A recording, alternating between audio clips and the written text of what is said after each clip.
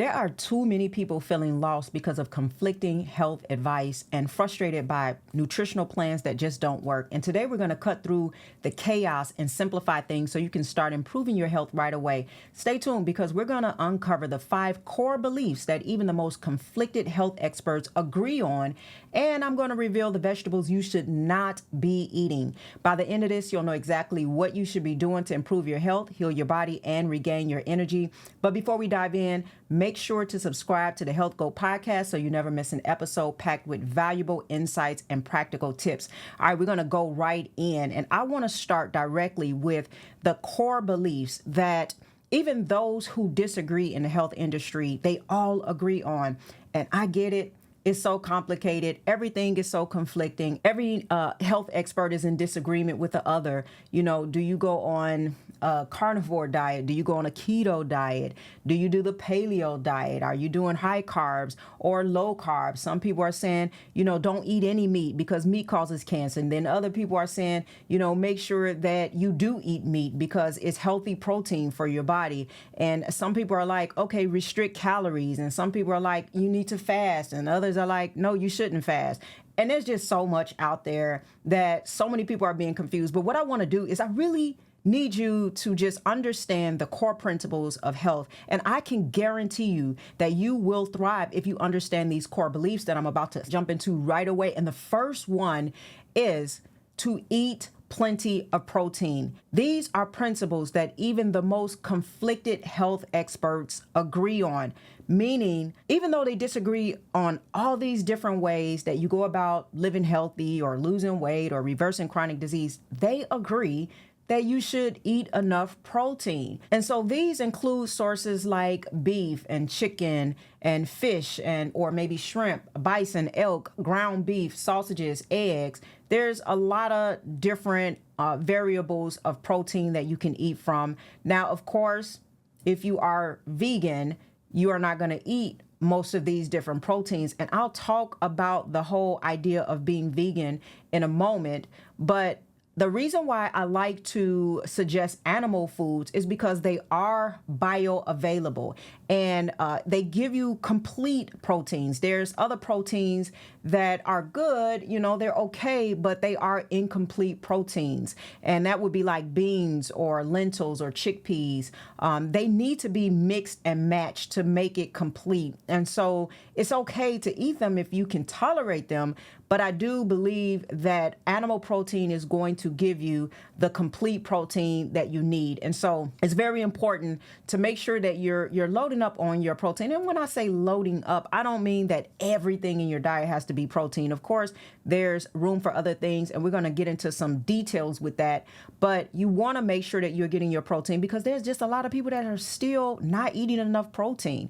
And it's causing some problems even in their muscle mass. And especially as you age, you need to make sure you get enough protein. And if you're eating junk all day and all the types of wrong foods, then you're not even going to have room for protein. So that's why I think most people should prioritize it and even try to eat it first to try to get enough protein throughout the day. Now, number 2, the second thing as far as core beliefs that most health experts agree with is eating bioavailable vitamins and minerals. And so you really want to also eat the type of foods that can give you the greatest amount of nutrients. But even aside from that, you want to make sure that you're getting some supplements, like, for example, maybe calcium for some people, vitamin D, magnesium, and other essential nutrients. And you know what? I'm going to also go over exactly what kind of magnesium supplements that you should have in your diet, because there are a lot of different magnesiums. And I know that a lot of people don't really know what kind of magnesium to take, and they all do different things. So I want to share that in a moment to let you know exactly which magnesium is for what. Now, also number 3, the third core belief that many experts believe on is eating lots of healthy fat. Okay.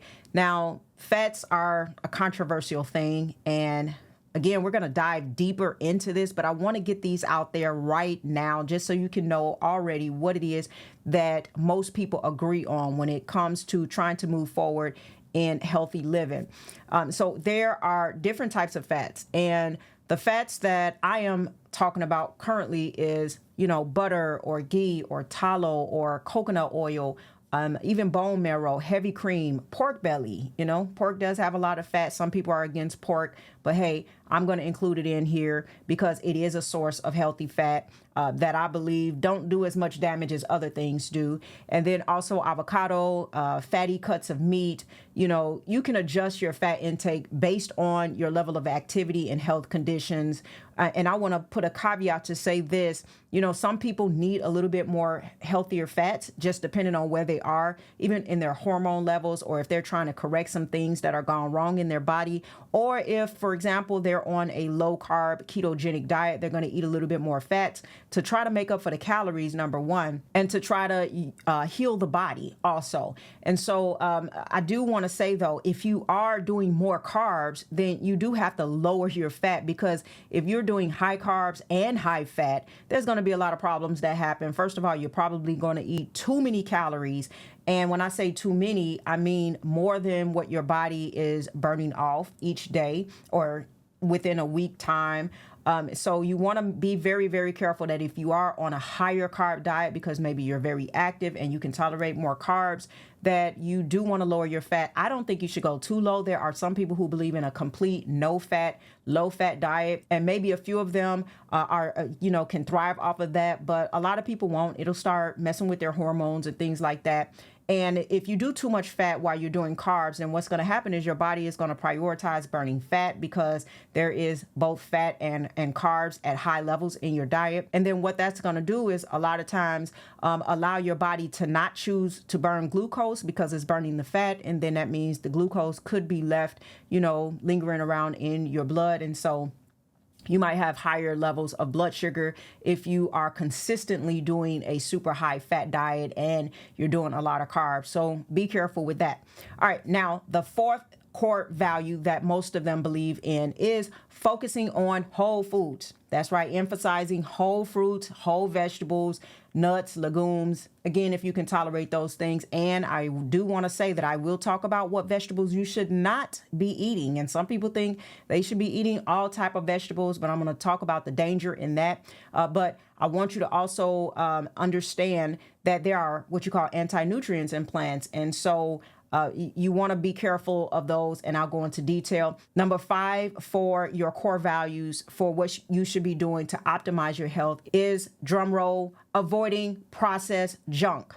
I think every single health expert in the world, no matter what they believe, they are going to tell you to avoid processed junk. I cannot stress that enough, because too many people are eating a bunch of processed junk. Okay. So staying away from, the cookies, the candy, the chips, the French fries, the soda, the crackers, the cakes, processed foods. They are high in toxic ingredients, in bad fats and refined sugars and chemicals and food colorings and all of that stuff. And so you want to make sure that you're avoiding those. And I'm going to go into depth on this, but I did want to get those 5 things out of the way first, so you can know what we're dealing with right away. So again, make sure that you are eating enough protein, that you are eating bioavailable vitamins and minerals, and taking supplements if you need to, eating lots of healthy fats, and focusing on whole foods and getting rid of processed foods as much as possible. Now let's dive in more. Okay, so a lot of times we understand, yes, processed foods, they're dangerous. They don't give a lot of nutrients. They cause inflammation. They cause gut problems. They cause chronic disease. And they just don't have the nutrients that our bodies, they just don't have the nutrients that our bodies need. And it's just a lot of toxic food colorings and ingredients and like I said, bad fats and refined sugars and chemicals in these processed foods. And so you want to make sure that this is not something that you're putting in your body, because you will have tons of inflammation, and then your body is going to have to now do other things to deal with the inflammation, and that's going to cause a problem. And what it does is it really confuses people, because let's say you have a lot of inflammation in the body, and because of that, you are increasing your triglycerides, and so you go to the doctor, you have cholesterol issues, and then your doctor feels like, okay, this is a target for cholesterol, so let's put you on a low cholesterol cholesterol diet and things like that. And they don't really put the puzzle together of what is actually happening in your diet regimen, or the fact that, you can have high cholesterol if you are dealing with an infection. And so what happens is the doctors get confused and they start to target the symptom. See, cholesterol issues, high blood pressure, diabetes, chronic disease, pain in your body, mental brain fog, and all of these different things, they are just symptoms of a bigger problem that's happening. And if you only address those things without addressing the root cause to them, then you're not really going to fix the problem. And so inflammation is one of those root issues, meaning that, yes, you're going to have high cholesterol if you have higher levels of inflammation, because cholesterol is there to help to heal the site of inflammation. But the real issue is, how do we get rid of the inflammation? And that can come from a various amount of ways. And so you want to make sure that you are looking at the entire picture of your health and dealing with it from a root level, okay? Not just from the symptoms. Yes, we want to get rid of symptoms, and sometimes we want to get rid of symptoms right away, because if you have crazy high blood pressure issues and your blood pressure goes up to 190, 200 or something ridiculous, you are going to want to get that down right away, okay? And there are some things that you can get your blood pressure down very, very quick. And I'm not talking about that today, but there are some quick things that you can do to get rid of symptoms as quick as possible. But at the end of the day, you're going to still have these same issues if you don't follow through with a real game plan. And so avoiding processed foods and junk food is a huge win for you and your body, and for lowering levels of inflammation. It don't matter what kind of, diet you're on, what kind of regimen you're on. That one thing alone is going to help you out. Now, the problem also is that we get really confused about certain things, because there's a lot of myths out there that I'm going to go over. And one of the things that we have to realize when it comes to meat, because I know a lot of people are against meat, is that meat is not always healthy or a healthy option if you are getting conventional meat and produce, by the way. And so meat is often gassed to look fresh, and farm-raised animals are often manipulated to appear fresher than what they are. And a lot of times they're eating diets that are not appropriate for their biology. And then what happens is they start to give them, antibiotics and things like that or animals. They start to give animals antibiotics and things like that to help them tolerate this diet that's not designed for them. And so you wind up eating low-grade meat when that happens, because the animals or the animal source that you're eating from is not fed correctly. And then you have produce, and this is a problem because it's bred for sugar and size, and so it's often picked unripe and coated with substances to basically prolong the shelf life of it. And so it's coated with appeal, right? There's a substance called appeal, which is a tasteless, an odorless, and a colorless coating that's really made from hydrogenated soybean and canola oil, and that is not good for you. And so then you could be eating produce that really isn't that good, right? And so another problem is that the soil is declining, and so this leads to less nutrient dense produce also, and modern foods often lack the nutrients that is needed because of the declining soil health. And so then that becomes a problem. And a quick, simple fix for all of this, because I know it's like, wow, what do we eat then? And it does become hard, because you're wondering if, when you go to the grocery store, if it's real, if it's healthy, if it's really organic and all of this other stuff. But I mean, the best thing you can really do to try to eliminate that is to buy from local farmers, or either go to farmers markets and reputable sources. And so that's the simple fix is, I usually, go on Sundays, to a farmer's market, and I get my produce fresh, and they have grass-fed, animal products, and, I just get it from trusted sources. I have some other farmers that I get my produce from, and then I'm often, at other places looking for like raw milk and stuff like that. I drink raw milk. So you want to make sure that you're getting it from a reputable source. Look at the farmers the local farmers around you as much as you can, and find out some more information about how you can get your food from healthier sources, because it is the quality that matters. It's the quality. And what I don't like is that there is a lot of myths around meat and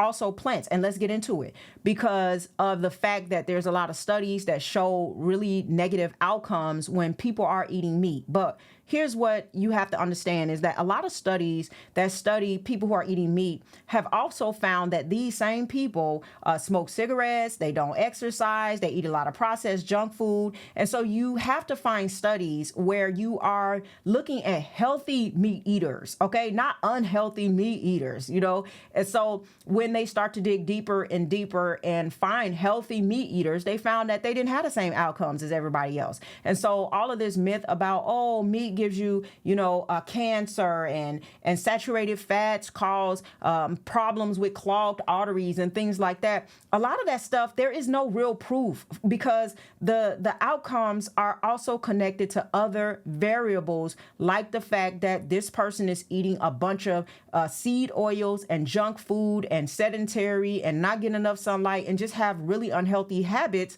And of course, that's going to contribute to having health problems. Now, on the flip side, you also have some people who are meat eaters who say don't eat, vegetables. But once again, there's people who live to be 90, 100, over 100 years old that are not meat eaters. So then what do you have to say about that? Because, these are people who have just the totality of healthy habits with their life and they don't eat a lot of meat and they find other ways to, make sure that they're meeting the requirements of their protein and they are thriving, so you can't really go on an extreme measure on either side. You got to look at it with an unbiased viewpoint. However, yes, plants do have some anti-nutrients. And again, I'll really talk about vegetables and the harm in vegetables. But I will say that, vegetables are totally fine for some people. Now, again, the plant toxins are in fruits and vegetables and nuts and legumes and coffee and tea or anything that is plant related. There are some plant toxins like lectins or oxalates or tannins or phytates or saponins, so there are some anti-nutrients there that I'll go over. And what these anti-nutrients do is they can cause gut distress. They can cause skin problems for some people. They can cause mental health issues for some. And so you really want to be careful with that. And it's not to say that you shouldn't be able to tolerate this. And so here's my point of view is if somebody can't tolerate it, that's perfectly fine. But I don't know if that is the standard for what health looks like if somebody can't tolerate plants, right? And the reason why is because most of the times when these toxins cause problems to the body, it's mainly because you are dealing with a suppressed immune system a lot of times. And so a lot of people are dealing with a suppressed immune system because they're exposed to certain things like, for example, radiation, 5G. A lot of people have had vaccines, medications, pesticides, chemicals, canola oils. A lot of people are doing refined sugar, processed junk food, alcohol, cigarettes, and all of these other things. And so you may have a suppressed immune system that will compromise your gut. And because of that, you can't tolerate certain vegetables. But because you can't tolerate them, don't mean that everybody is not going to tolerate them. And so there are some things you really do want to watch out for. And I can honestly say I don't eat a ton of vegetables. Like I'm not that person that eat a ton of them. I eat them really honestly, I'm at the point right now where I eat a lot of vegetables because I like the taste of them, but there's other ways to get nutrients even outside of vegetables. Even though vegetables can be a really good way to get nutrients, there's other ways to get nutrients. And so I eat them a little bit for the nutrients, but also because I like the taste of some of them, right? And they're definitely not for calories because vegetables are not going to give you a lot of calories. So I have to get my calories from other sources. And you should also get your calories from other sources. For example, if you are prioritizing, your meat, your dairy, and you are eating vegetables, then, you may get to like, let's say 13 to 1600 calories, but then you need to make up the rest of those calories and make sure that you're not restrictive when it comes to your calories, because then that's going to cause a ton of other problems with your metabolism. And I've talked about that before. I'll talk about it some more, but you do want to make up for your calories and make sure you are getting enough nutrients, because one of the things that happens when you restrict your calories is you don't get enough nutrients in your body, and you cannot thrive. You're not going to heal. You're not going to stabilize, if you are not getting enough nutrients. That's just the truth, right? And so you want to make sure that you are eating enough to get those nutrients. And a lot of times those calories can be made up of carbs or fats, to make up, but you definitely want to get protein. And maybe some people might eat a little less protein. I get it. And that's fine. Maybe they're not bodybuilding and things like that. They don't need as much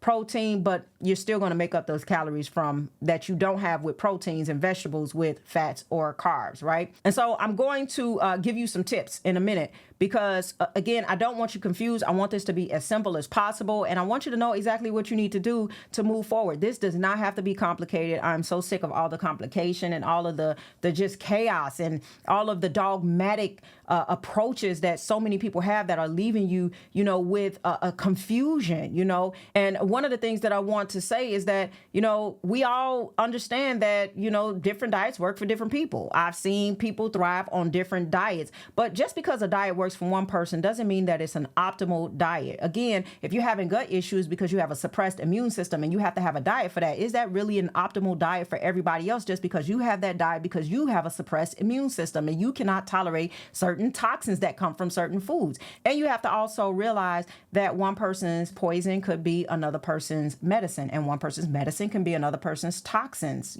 so just make sure that you are always self-aware and listening to your body, and of course avoiding the junk food and seeking nutrition. That is what you need to do, because that is a common factor amongst healthy individuals. Now, if you are one of those people who are super confused and feeling overwhelmed by all of the conflicting health advice and not sure where to start, consider reaching out for my personalized coaching program. Together, what we can do is break the confusion, establish a clear and simple health plan, and create a tailored approach for a healthier, more fulfilling life. Make sure you check out the links in the description to learn more about booking your free consultation today.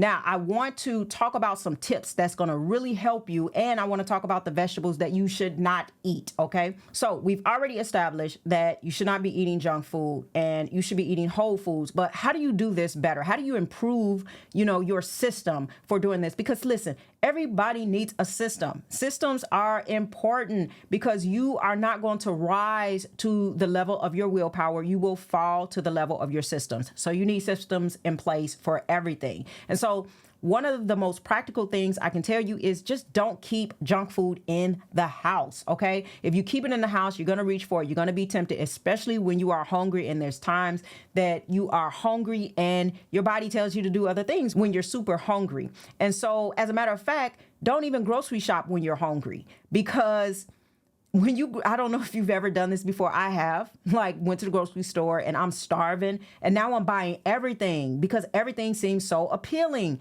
because I'm hungry. And now I'm buying things that I really should not be buying. And it is just a bad idea. You want to go to the grocery store and shop when you have eaten so that you're not starving and making bad decisions. Your blood sugar done dropped, you're irritated, you're hungry, you don't have energy levels. It's just not gonna end up good for you, all right? So make sure that you eat before you grocery shop. Even if it's online, don't do it because you're gonna be tempted. And again, this is just a system.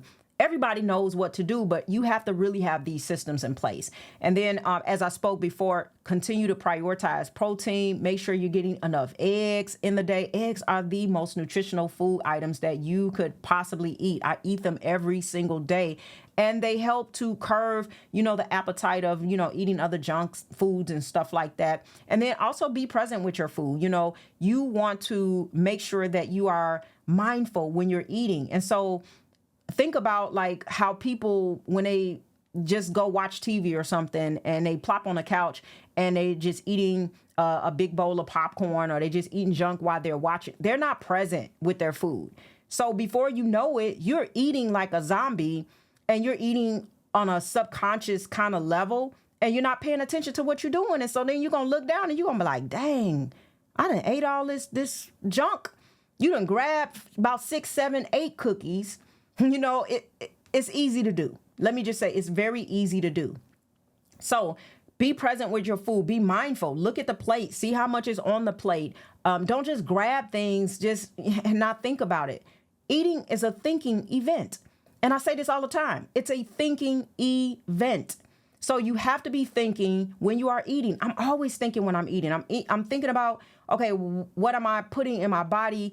Is this nutritious? Is this going to help my energy levels? Like, I'm thinking through what it is that I'm eating. It's not an idle thing. It's a very dedicated, intentional thing. And I don't think it's intentional enough for a lot of people. All right. So make sure that you don't have a bunch of distractions like TV and stuff while you're eating, because then you improve your mindfulness, and that way you're going to improve your digestion. You're going to eat slower. You're going to chew your food. You're going to, pay attention to how much is on your plate. You're not going to overeat and then look up and realize that you done ate the whole bag of potato chips. You done ate half the carton of ice cream. Like, people do this all the time. So I know it may seem, like funny or whatever, but the people do it all the time. Like, and I personally have to stop people, from going back for seconds and thirds, to dessert and stuff like that. I've seen people get, 1 or 2 slices of cake, and then I just stop and I just say, do you really need that third piece of cake? Like, I don't mean to jump in the midst of your fun time with your food and everything. I don't mean for you to not have a good time. And trust me, eating a piece of cake every now and then is not going to kill you. I'm just going to be honest. But you need to limit the amount of times you do that. And if you are doing it, don't binge. If you're binge eating, then that means something about your body is screaming, I don't have enough energy. I don't have enough nutrients. You're malnutrient then, because you should not feel like you got to eat 3 and 4 pieces of cake or 10 cookies, right? So pay attention to that, because that just means that you're not eating enough nutritious foods. You're probably low on fats. You're, probably not getting enough of healthy carb sources.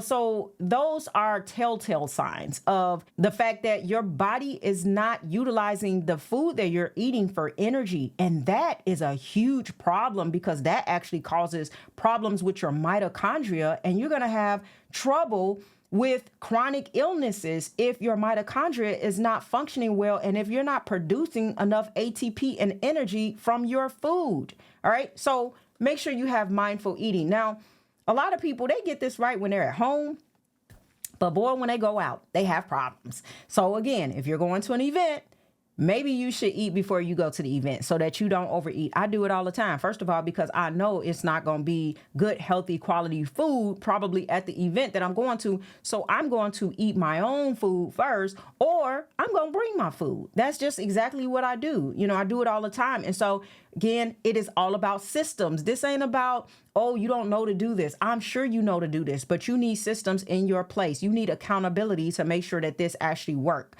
So make sure that you bring either your own food if you're going to events, so that you don't overeat, or eat a little something very healthy like your protein, healthy fats, or something before you go, so that even if you do eat a little processed food, you don't overeat on these processed foods because you're starving. All right. Now, here's another comparison that a lot of people make, because this is why sugar is deemed as evil. Even with fruits, a lot of people are like, okay, don't even eat fruits. Now, if you're on a ketogenic diet, I get that, because you are limiting your carbs for the moment, but I don't suggest people do this for the rest of their life, honestly, because there's nothing wrong with fruits. It's just that your body don't know how to utilize glucose, and you need to get your body to learn how to burn glucose and use it for fuel. Okay. And so that's the root problem. And so a lot of times people will disdain fruit and stuff like that just because they might come into contact with someone who has a problem with cholesterol or diabetes, blood sugar issues, and chronic inflammation, and they are eating a lot of fruits. And so then they start to deem fruit or, healthy carbs as evil, whether it's honey or anything. And they're like, this is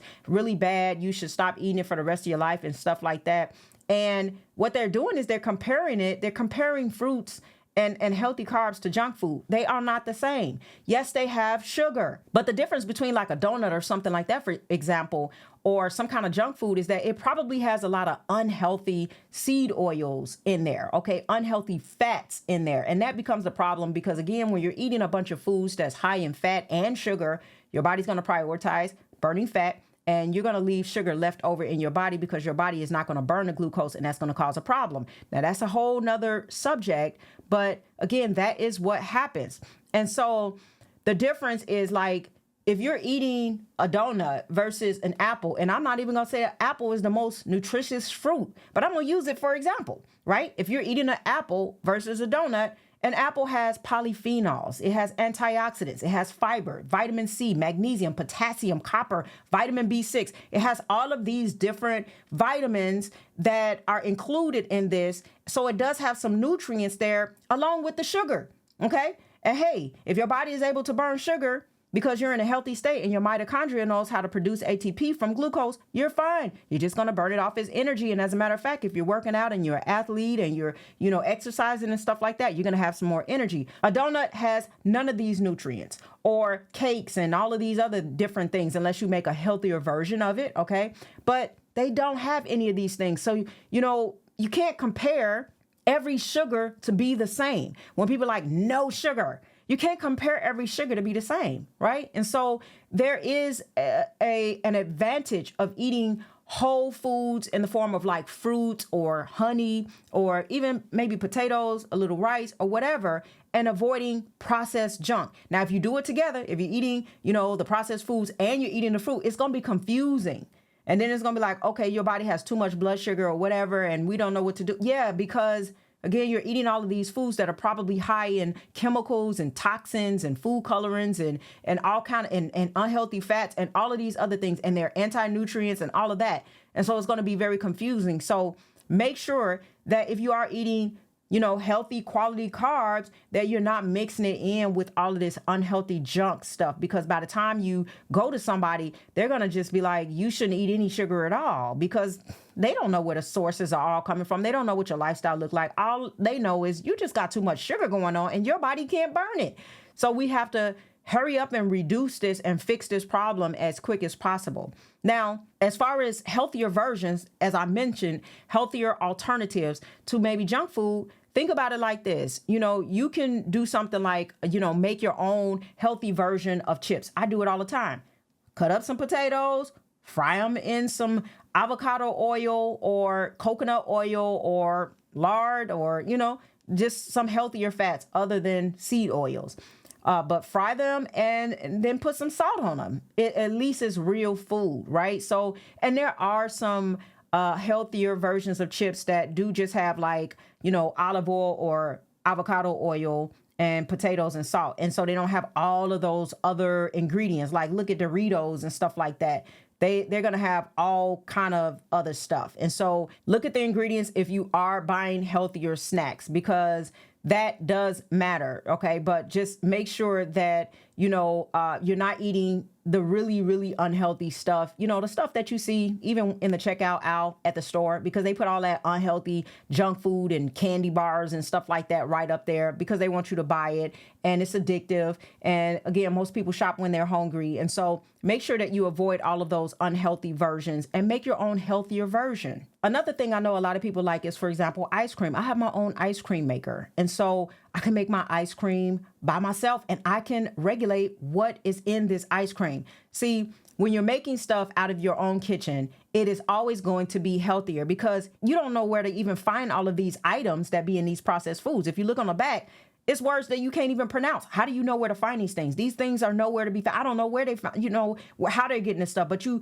really can't buy a lot of this stuff, you know what I'm saying? And nobody's going to go and buy red dye 40. Nobody's going to go and buy this and put it in their food. I don't care how unhealthy you are. If you cook, you're going to cook probably a lot healthier than what you would get if you're buying processed foods. So all of these chemicals and toxins and stuff like that, nobody's going to put carrageenan in their heavy cream. They're not going to, if they're making something, they're not going to add that stuff to their ice cream or anything like that. But if you go in a store, you can see this stuff in ice cream. And yes, carrageenan can get in there if you're using an ingredient like heavy cream that already has carrageenan in it. But if you were making your own heavy cream, for example, you're not going to add these things to your heavy cream or whatever it is that you're making. I love making my own whipped cream, you know, so you want to make things on your own and have a little bit more control, because this is going to allow you to eat much healthier. Look at how food has changed over the years. You know, for example, ice cream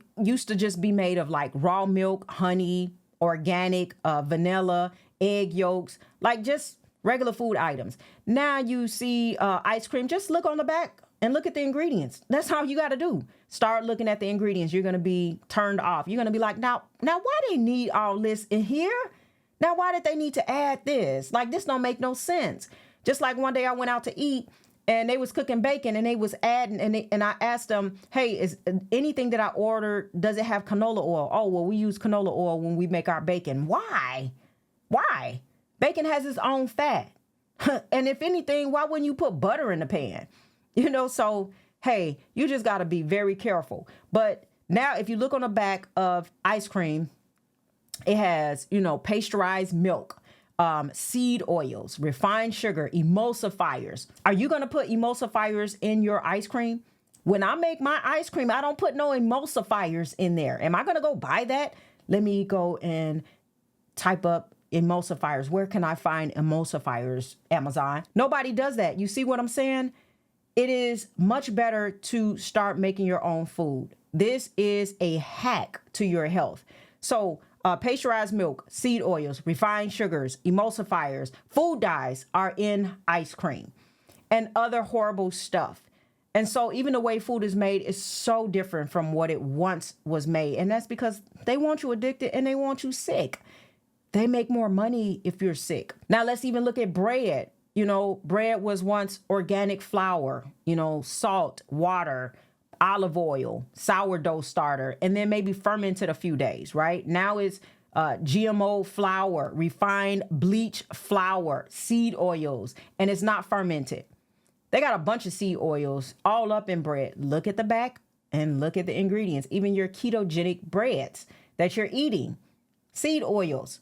Pay attention to that, okay? Now, I do want to tell you what kind of magnesium you should have, because I think it's important, because this is a mineral that a lot of people are deficient of, and most people are not eating a healthy diet to get enough magnesium and vitamin D. I suggest that, especially if you're in cold states, that you take vitamin D, but you want to make sure that you have adequate amounts of, you know, potassium and magnesium. Meat has them, but you do need some additional sources because you don't always get as much as you need from them.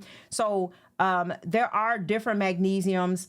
I'm not going to go through all of them, but I'll go through about 4 of them that I think could be beneficial to you. And these are the ones that I also use. So first you have magnesium citrate. I don't use citrate as much, but citrate does support digestion and relieves constipation. So if anybody's dealing with constipation, magnesium citrate is the way to go. Now I love magnesium taurate. This helps to regulate heart rate and blood pressure. I also love magnesium glycinate, and glycinate helps to promote relaxation and it improves sleep. And then magnesium malate. I don't even know if I'm pronouncing that right. I get words wrong. You'll notice that I say words wrong. So just ignore that part. But malate, I believe it's malate. I know it's M-A-L-A-T-E. But magnesium malate helps to alleviate chronic pain, migraines, and depression even. There's been some research that's shown that it helps to improve depression. And so when I take it before bed, it really helps to relax me, helps me to sleep better. And I just feel the difference of it. Now, I do want to talk about the toxins, because I promised I would share with you the vegetables that you should not eat. And so vegetables, again, they have this issue with having anti-nutrients. And so I'll repeat that again. There are toxins like lectins that are in plants, oxalates, and I'll talk about oxalates in a minute, tannins, phytates, saponins, and these can cause, problems with the digestive system and other problems. I think I mentioned skin problems, mental problems, and I'm not even going into an exhaustive list with that, but they can cause a lot of problems for a lot of people. Now, a lot of times oxalates are the problem that most people have, is just having too many oxalates in their diet. And this can be very impactful. And so just to let you know where oxalates are, they are in like almonds and blackberries and spinach, sweet potatoes, cocoa, and rhubarb. They're in a lot of different other plants. And so you want to be careful because high oxalates, they can contribute to kidney stones, arthritis, and gut issues, and a bunch of other inflammatory problems that I'm not going to even go all the way into. And if you eat a little bit of oxalates, it's okay for most people. But let's say you're eating a bunch of them, like in the morning, you have a smoothie with a bunch of spinach, and maybe you have an almond toast with some almond butter on there and a whole bowl of berries. And then for lunch, you got sweet potatoes. You know, if you just do too much, it could start to be problematic. And so a lot of people will start to have problems with oxalates. And so here's what I want to say. If you're eating vegetables that's causing inflammation in the gut problems, you notice a lot of bloating, a lot of maybe diarrhea, or, pain when you eat them, cruciferous vegetables even. So if you notice problems, a lot of gas afterwards, then you kind of don't have the microbiome probably to support eating all of those different vegetables. So you want to be careful about that. And it may not be because you just totally can't eat these vegetables. It may just be at the moment you're having gut issues and you need to get your microbiome healthy. And so there are some people who may not be able to eat certain vegetables now, but after they get their microbiome better, they can tolerate them a little bit more. And so again, you should not eat vegetables that destroy your gut. If you are having gut issues from the veggies or from anything, the nuts and seeds or whatever, make sure that you notice this, pay attention to it, and don't just keep eating it because you think it's healthy. It's obviously not healthy for you. And what you got to realize is that there are some things that could be healthy for another person, but are not healthy for you. Like I said, somebody else, it could be medicine to them, but it could be very toxic to you. It could be poison to you. And you do not want to compromise your immune system even more. Just get it healed and then see if later you can tolerate more. But don't think, oh, I know that this is quote unquote a healthy food item, so I'm just going to keep eating them because there's supposed to be this nutrient in there or this vitamin in there. And I need to put more into my eating regimen because of the minerals that it has. It may be healthy for somebody, but it's not healthy for you if you're having problems like that.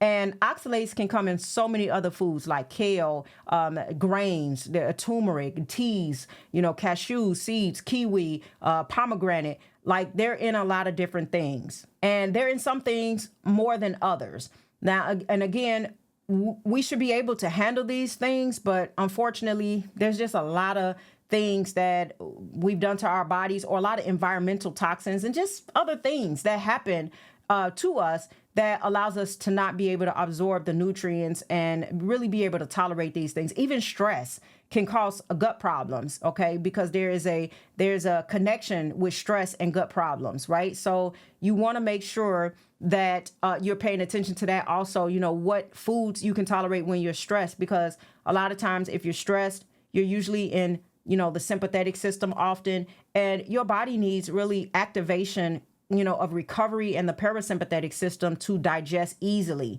And so pay attention to that, and do not eat vegetables and other food items that will destroy your gut. I want you to remember that improving your health is a journey. It's not about getting everything perfect and having everything right away. It's about making simple changes that can lead to big wins. By following the steps I've shared, you'll start to see improvements in your energy, your mood, and your overall well-being. So stay committed and keep moving forward. Now, I want to take a moment just to thank you for joining me on this journey to demystify the confusion around health. If you found today's episode valuable, don't forget to subscribe to Healthgoat Podcast for more insights and practical tips on living a healthier and more fulfilling life. Share this episode with friends or people who you know might benefit, and let's build a community of support and growth. And also, don't forget to visit the links in the description to access free resources and get customized meal plans. If you're ready to take your health to the next level and achieve lasting vitality, reach out for personalized coaching and guidance. It is designed to help you overcome these health challenges that are most likely ruining your life and sabotaging your time, your money, your relationships, your energy levels, your brain functionality, your mood, and just your ability to have an enjoyable and fulfilling life. I hope you enjoyed this episode of Healthgoat, and I'll see you next time.